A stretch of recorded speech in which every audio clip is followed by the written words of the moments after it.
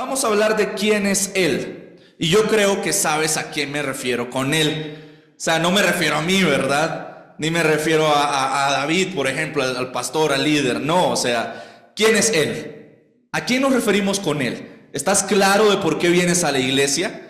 ¿Estás claro de por quién tú te levantas los domingos para venir acá? ¿Quién? ¿Quién es? Jesús, Dios, exacto, lo mismo, ¿no? Pero no vengo acá por los servidores, porque me reciben bonito. No vengo acá porque me gusta cantar nada más. No vengo acá porque no tengo nada que hacer los domingos. No vengo acá para ver al predicador. No vengo acá para ver a los amigos nada más. Vengo acá por Dios. Y cuando tú sabes quién es Él, tú sabes quién eres tú también. Y quiero que hablemos un poco acerca de eso, pero antes de empezar... Ay, uy, me fui mucho. Ahí. El internet, ahí está. Antes de empezar, piensa en que Él creó todo lo que ves a tu alrededor. Todo absolutamente. Nada fue creado realmente o profundamente por el ser humano. Nada. Absolutamente. Cada átomo, cada molécula, todo lo que tú tocas y todo lo que tú ves, sientes y hueles, lo creó Dios, lo creó Jesús. Ese universo increíble, con tantas galaxias, con tantas estrellas, con tantos sistemas solares, con cosas tan impresionantes como la gravedad. ¿No te has puesto a pensar qué tan interesante es el universo que afuera de esa pelotita donde vivimos no hay gravedad?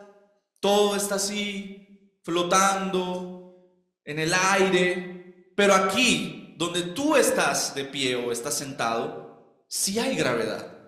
Y entonces no andas flotando por ahí. Tal vez a algunos les gustaría flotar, volar, moverse así. Pero Dios es tan increíble que pensó en cada detalle de su creación.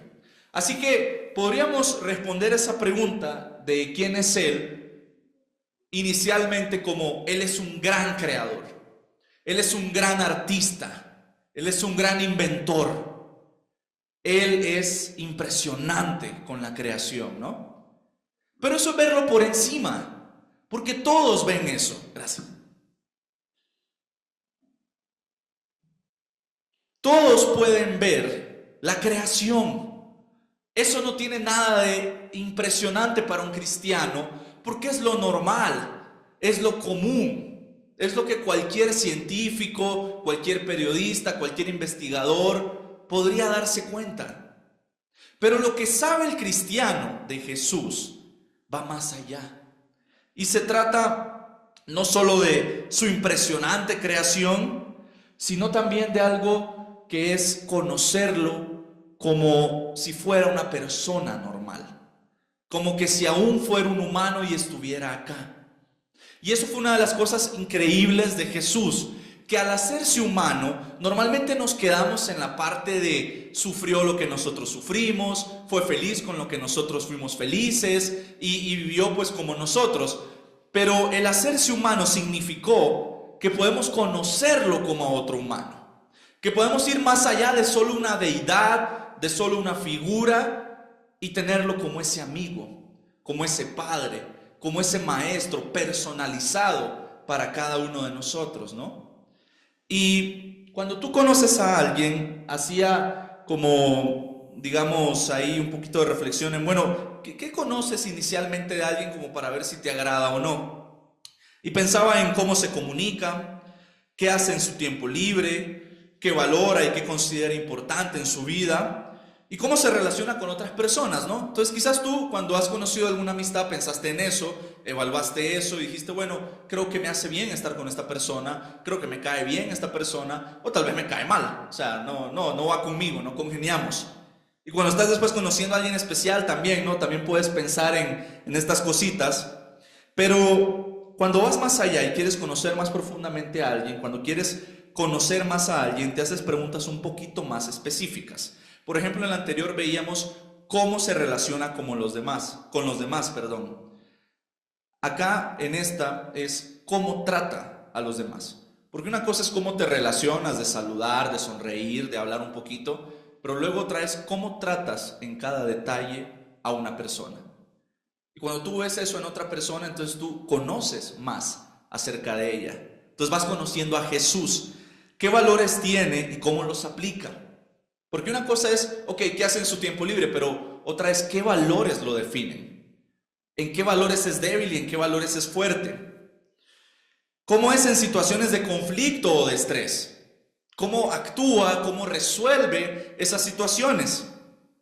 ¿Qué hace cuando nadie lo mira?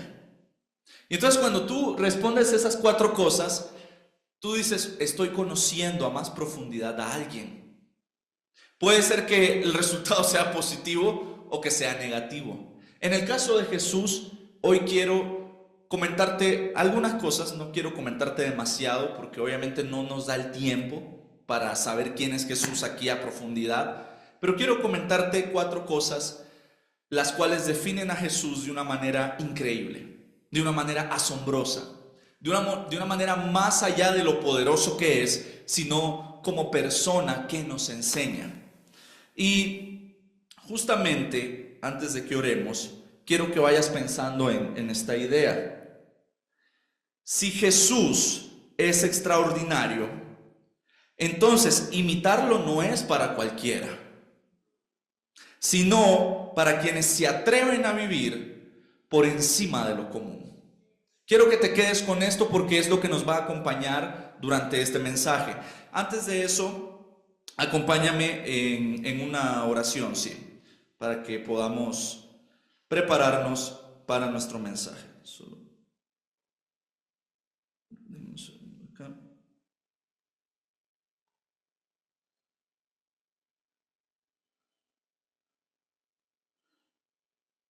Listo, acompáñame en una oración. Buenos días, Señor Dios Padre Todopoderoso, gracias por cuidarnos, por protegernos, gracias por tenernos acá con bien, Señor, con salud.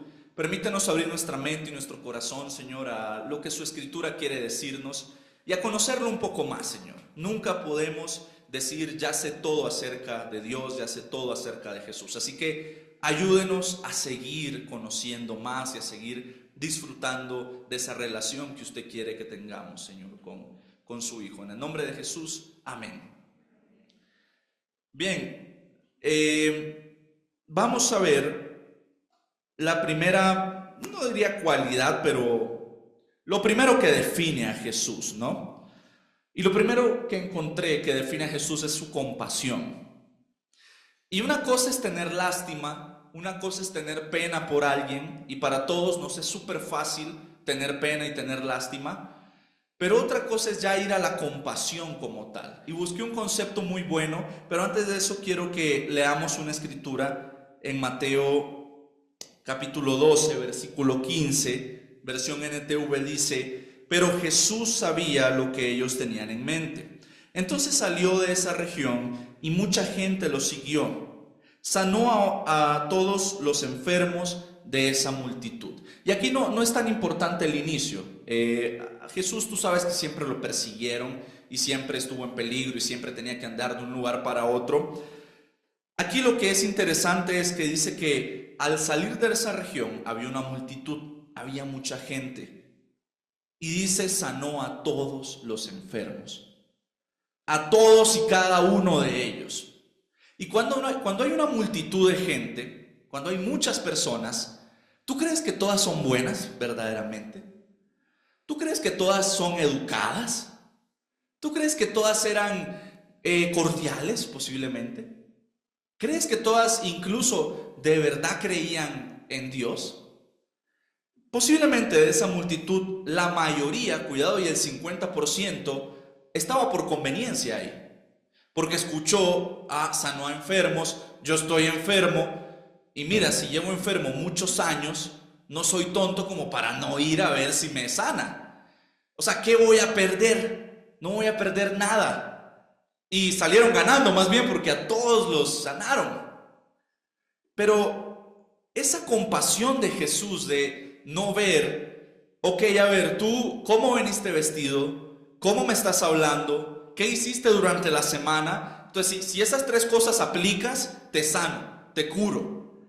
Jesús no hacía eso. Él obviamente conocía a todos. Y por eso es todavía más poderosa su compasión. Porque él sabía que había gente mala ahí. A como ha habido gente mala acá. A como no sabemos si hay gente mala acá ahorita en este momento. De hecho, ustedes no saben qué tan malo soy yo. Solo Dios lo sabe. Todos somos malos realmente. Ninguno de acá es buenito, buenazo. Ninguno de acá es totalmente puro. Nadie. Absolutamente, no lo somos. Y lo aceptamos. Sin orgullo, con vergüenza posiblemente. Pero sabemos que hay una palabra que define a nuestro Señor y es compasión. Y entonces quiero que veamos un poquito este concepto. La compasión es la capacidad de sentir es la capacidad de sentir empatía por el sufrimiento de otra persona y tener el deseo genuino de ayudar a aliviar su dolor. No se trata solo de sentir lástima, sino de conectar emocionalmente con el otro y actuar desde el corazón. Y no sé si has escuchado, pero la iglesia de hecho debería ser una herramienta para aliviar dolores en el mundo.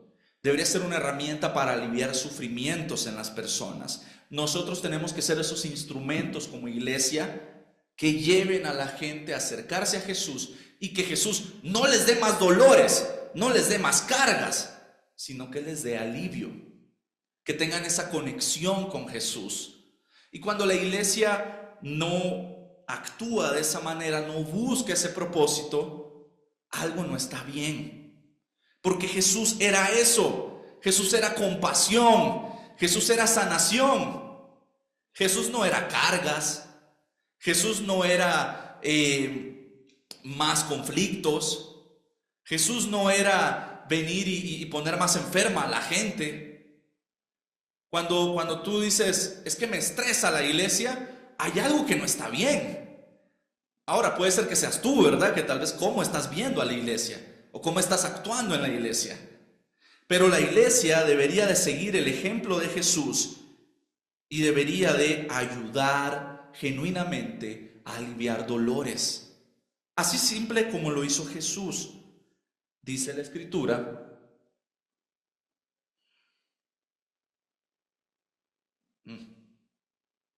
está con la ahí, sanó a todos los enfermos de esa multitud. No dice ni por qué, no dice cómo, no dice cuándo, no dice con qué propuesta o con qué intercambio, solo dice que lo sanó y ya está. Nada más. Y así puedes ver muchos otros ejemplos, ¿no? Pero aquí es donde viene lo otro. La segunda, digamos, cualidad o definición de Jesús. Jesús es simple y sencillamente inexplicable.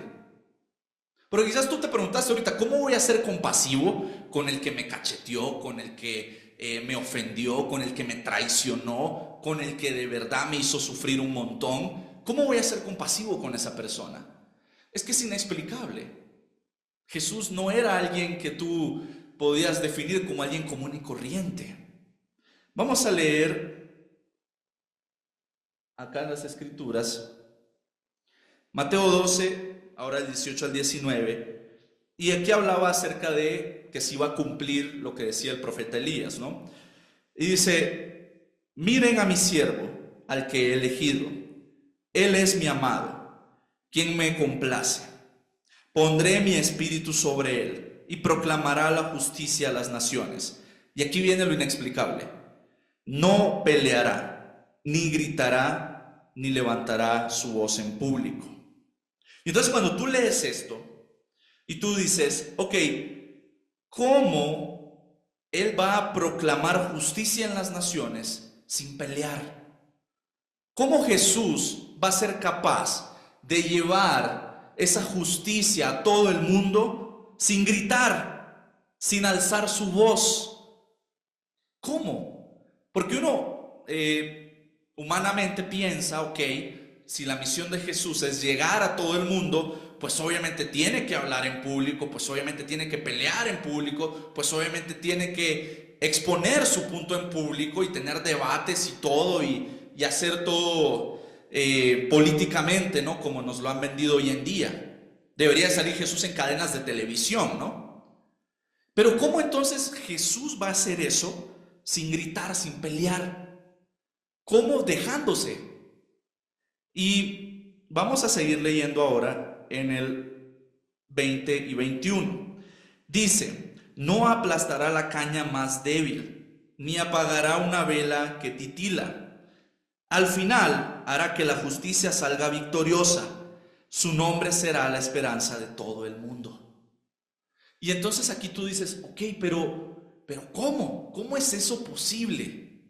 ¿Cómo sin pasar por encima de nadie? ¿Cómo sin apagar la esperanza de otros va a llevar esa justicia? Porque existe gente mala en el mundo. Y tú dices, la forma de cómo el bien va a ganarle al mal es erradicando al mal, es exterminando al mal, ¿no? Es la forma más lógica. Si aparece otro Hitler hoy en día, la solución más sensata sería matarlo, ¿no? Tú pensarías en eso seguramente. Tú dirías, si me pagas, yo lo hago incluso. Porque, o sea, es un maldí, es un malná, o sea, es alguien que no merece vivir, dirías tú. Pero mira que Jesús dice, no apagará una vela que titila, ni aplastará la caña más débil. O sea, Jesús no vino a condenar a nadie realmente. Entonces, si nosotros como iglesia, como cristianos, tenemos que imitar a Jesús, deberíamos de no condenar absolutamente a nadie. Y eso es lo que es inexplicable, ¿no? Porque tú dices, pero es que si peca, pero es que si falla, y si traiciona, y si es infiel, ¿qué hacemos? Obviamente hay maneras de cómo trabajar eso, pero no se trata de aplastar o apagar a esa persona. Y esto es lo que para el humano es inexplicable, porque el humano siempre se ha regido por: si tú vienes a matarme, yo te tengo que matar porque yo necesito sobrevivir. La humanidad se ha convertido en supervivencia literalmente, sin importar por encima de quién pasemos. Y eso, a ver, lo llevamos al extremo de matar a alguien, pero cuando estás trabajando con alguien y es tu compañero y te dicen como, miren, no hay presupuesto, qué sé yo, toca a recortar, así que el que sea peor en el trabajo se va a quedar. ¿Qué es lo normal? Cada quien defiende su puesto. O en la universidad que dicen trabajo en grupo. Ok, trabajo en grupo. Pero incluso en esos trabajos en grupos, tú defiendes lo que tú vas a hacer. Y entonces si el otro no lo hizo, incluso tú lo acusas con el grupo y dices, mira, yo hice lo mío, él no ha hecho lo suyo. O cuando ya toca con el maestro y entonces el maestro dice, ¿por qué salió tan desastroso eso? Todos culpan al que hizo menos. Es una carrera por sobrevivir en este mundo. Y entonces te das cuenta y dices, uy, en cositas tan sencillas en la vida, a veces somos tan injustos y a veces queremos dictar justicia a nuestra manera, pero no vemos que la manera de Jesús es con compasión. Es inexplicable, sí, pero es con compasión. Y entonces también lo ves en ejemplos tan pequeñitos como que están dos niños, ¿no? Y uno quebró un vaso y el otro, en vez de decir fue culpa de ambos, simplemente dice, sí, fue su culpa, yo lo vi. Él lo tiró y yo le dije que no lo hiciera. Hasta desde niños somos así, acusadores, condenadores, sobrevivientes. Y mira lo que dice un pequeño concepto acerca de lo que es inexplicable. No sé, ahí está. Dice, es aquello que escapa a la razón, la ciencia o la experiencia común, que no puede ser claramente explicado por medios habituales. Es algo que no puedes entender ni explicar con palabras, pero lo sientes con fuerza. Te pasa, te sorprende o te conmueve y simplemente no sabes el por qué.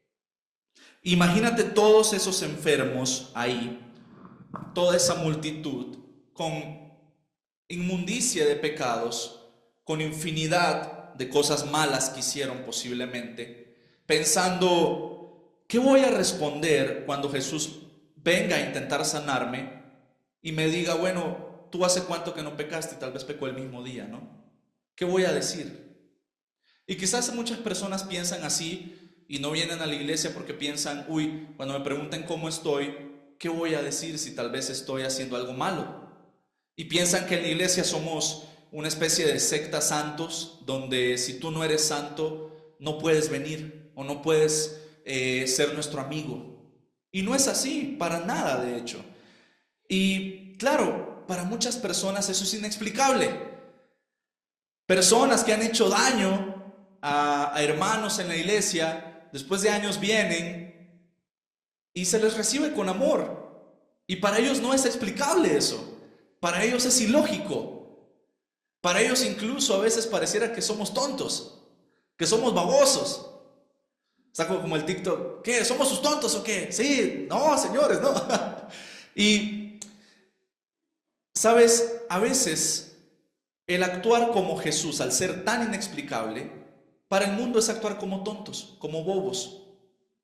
Pero cuando tú ves lo que te ordena Jesús, entiendes que desafiar lo normal no es malo.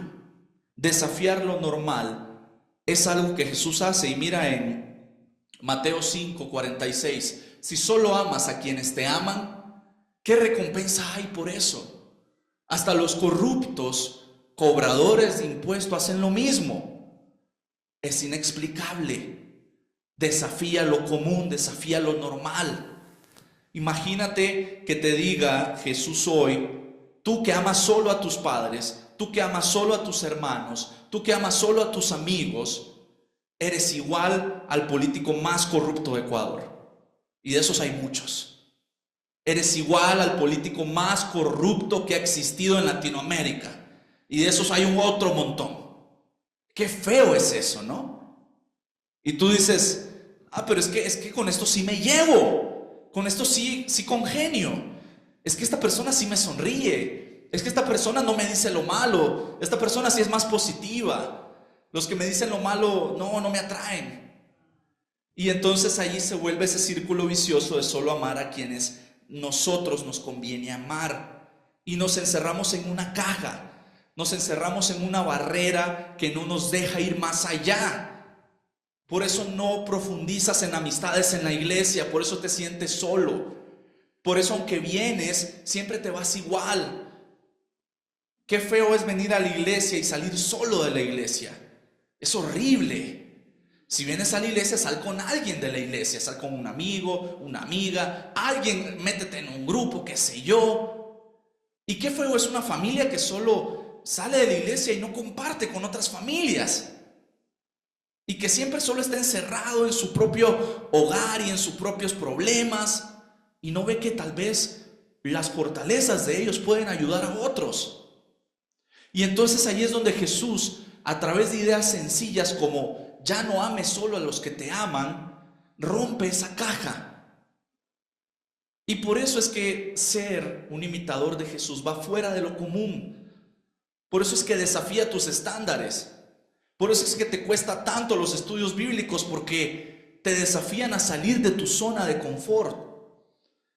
Y por eso Jesús, aparte de ser compasivo, aparte de ser inexplicable y aparte de desafiarnos a cambiar, Él también es estratégico. Jesús es súper estratégico, literalmente. Y lo puedes ver en muchos ejemplos. Y es estratégico para bien, ¿verdad? No es que sea estratégico de tramposo. ¿Has jugado ajedrez alguna vez? Yo he jugado ajedrez y la verdad no se me da, sinceramente. Es que me aburre. O sea, quizás si me pusiera a jugar bastante y me sintiera obligado a jugar, posiblemente ahí ya le agarraría un poquito de cariño, pero la verdad me aburre. Hasta hay series del ajedrez que dicen que son muy buenas y que son entretenidas, pero yo no paso del primer capítulo. No me gusta. Pero tiene algo increíble, y es que el ajedrez no es para tontos. El ajedrez no es para tontos. Los que son buenos en ajedrez no son cualquier persona. Son personas que son pilas. A ver, tal vez no sean los más inteligentes, pero me refiero a que son astutos, a que son estratégicos, a que son ágiles. Entonces, para ganar en ajedrez necesitas usar mucha estrategia.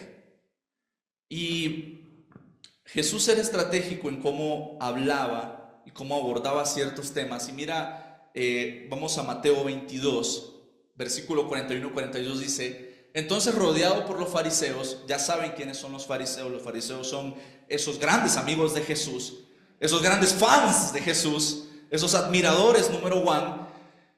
Y Jesús les hizo una pregunta estratégico: ¿qué piensan del Mesías? ¿De quién es hijo el Mesías?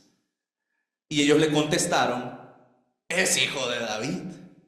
Inteligentes los muchachos, buenísimos. Y mira lo que responde Jesús: entonces, ¿por qué David, mientras hablaba bajo la inspiración del Espíritu, llama al Mesías mi Señor? Ahí nos saltamos unos versículos que tú los puedes leer en tu casa. Si David llamó al Mesías mi Señor, ¿cómo es posible que el Mesías sea su hijo? Y aquí viene la parte importante. Nadie pudo responderle, y a partir de entonces ninguno se atrevió a hacerle más preguntas. Así es, jaque mate, literal. Adiós. Y es increíble, ¿sabes? ¿Sabes? Jesús a veces te responde con algo tan sencillo como una pregunta. Como una pregunta. Cuando tú tienes dudas acerca de por qué ser cristiano o acerca de por qué seguir siendo cristiano, Jesús te pregunta una cosa a veces. Piensa en qué te ha preguntado. A mí me ha hecho preguntas de ¿por quién sigues vivo, por ejemplo? ¿Por quién comes lo que comes cada día? ¿Por quién te vistes como te vistes? ¿Por quién vas a los lugares que vas? ¿Por quién? Y entonces Jesús te puede estar preguntando a ti hoy: ¿quién soy yo? ¿Quién es el Mesías? ¿Y de quién es hijo? Y tal vez tú estás respondiendo como los fariseos. Tal vez tú estás diciendo: yo estoy aquí por mí, yo me he visto así por mí, yo como así por mí, yo voy a los lugares que voy por mí. Los fariseos aquí respondieron la respuesta más humana posible: David, que era su gran héroe. Tal vez tú tienes otro héroe. Algunos su héroe es uno mismo. Siguen igual de errados. Y por eso Jesús es tan asombroso, es tan increíble. Por eso Jesús es difícil de imitar. Porque en estrategias como estas, muchos se quedan como los fariseos, sin palabras. No saben qué responder, no saben qué preguntar y se quedan en la nada misma. Pero Jesús es increíble, ¿sabes? Y por eso es que si Jesús es extraordinario, entonces imitarlo definitivamente no es para cualquier persona. Ahora, ¿tú crees que eres cualquier persona? ¿De verdad tú crees que eres nada para Jesús? Si Jesús sanó a un montón de desconocidos en una multitud, si Jesús sanó a todas esas personas y sanó a muchas otras, pero si Jesús hizo eso por personas que ni siquiera se acercaban posiblemente a veces al templo, que ni siquiera intentaban seguir la ley en ese momento, ¿qué más va a hacer por ti? Que al menos hoy te levantaste para venir a la iglesia. Que al menos hoy no te quedaste en tu casa sentado o acostado. Que al menos hoy, aunque tal vez te desvelaste ayer o hiciste muchas cosas, dijiste: voy a ir con buena actitud a la iglesia. Que tal vez leíste tu Biblia, tal vez oraste. ¿Crees que no eres importante para Jesús? Cuando tú no conoces quién es Él, tú no conoces cómo Él te percibe a ti. Tú no conoces qué planes tiene para ti. Pero cuando tú empiezas a ver esa compasión, ese amor inexplicable, cuando tú empiezas a ver que Él desafía todo lo normal, cuando tú fallas, cuando tú eres malo, y aún así Él te ama, y cuando tú empiezas a ver esa estrategia que Él usa en tu vida para acercarte a Él en cada paso que das, tú dices, de verdad sé quién es Jesús y quiero estar al lado de Él. Muchas personas no están al lado de Jesús, no porque no quieran, sino porque son inconscientes. Caminan por la vida sin conciencia verdadera de quién es Jesús. No conocen verdaderamente quién es Jesús. Y ese es nuestro trabajo como iglesia, ir hacia esas personas, ayudar a esas personas a que salgan de ese desconocimiento, de esa hasta ignorancia incluso muchas veces. Y es feo decir eso, porque hoy en día con este aparato tú dices, yo puedo saberlo todo. Puedes escuchar y ver todo, pero entenderlo todo, eso es diferente. Y por eso, si no es para cualquiera, es para quienes se atreven a vivir muy por encima de lo común. Y yo te pregunto hoy para que te vayas con esta reflexión, ¿quieres vivir en lo común o quieres estar por encima de eso? Y cuando vives por encima de eso, créeme que vienen un montón de bendiciones. Y cuando vives por encima de eso, te perdona Dios como no tienes idea. Y cuando vives por encima de lo común, tú aprendes a amar y a perdonar a los demás y a tener esa compasión de manera increíble. Y cuando vives de esa manera, tú dices, qué afortunado soy de no ser común, de no ser como el resto, de ser esa persona que quiere imitar a Jesús porque sabe quién es Él y porque sabe a dónde lo llevará ser como Él. Así que hoy no tengas miedo, no huyas de Dios, no huyas de Jesús. Y no se lo digo solo a las personas que tal vez aún no son cristianos y nos están visitando, se los digo a todos, incluso a mí. A todos a veces nos da miedo superar ese límite. A todos nos da miedo a veces quién es Jesús, porque nos reta, porque nos lleva a algo extraordinario.